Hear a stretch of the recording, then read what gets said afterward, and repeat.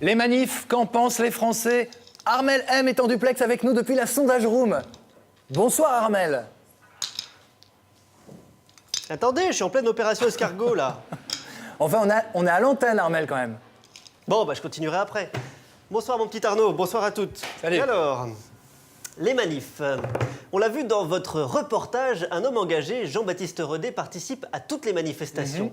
Il n'est pas le seul. Comme lui, d'autres Français s'invitent à toutes les manifs. C'est le cas notamment de Joël, dit Jojo la Grenade, ou encore de cet ancien acteur qui jouait dans Star Wars. On le voit ici, sans son sabre laser.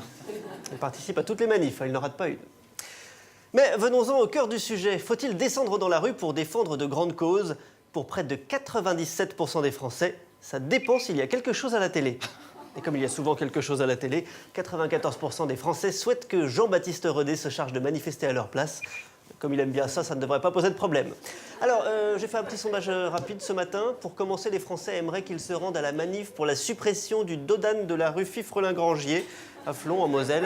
Un dossier très chaud. Très chaud, oui. Vous pouvez lui faire passer le message, Arnaud? Le rendez-vous, c'est dimanche matin, devant la mairie, à 5h. D'accord, je vais essayer Armel. Mais la France a la réputation d'être championne du monde de la grève. Vos chiffres, pourtant, semblent montrer le contraire. Effectivement, la France a cette réputation. Regardez ce sondage réalisé sur notre panel de terriens représentatifs de la population mondiale, que voici.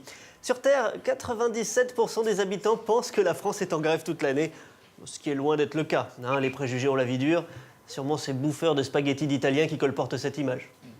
Alors, les Français descendent peu dans la rue ces derniers temps, mais sur certains sujets, ils restent prêts à se mobiliser. Contre la suppression des retraites, 0,8% des citoyens sont prêts à manifester. Pas beaucoup. Contre la fusion des régions Bretagne et Pays de la Loire, là c'est un peu plus, 98% des Français sont prêts à foutre le feu à l'Élysée.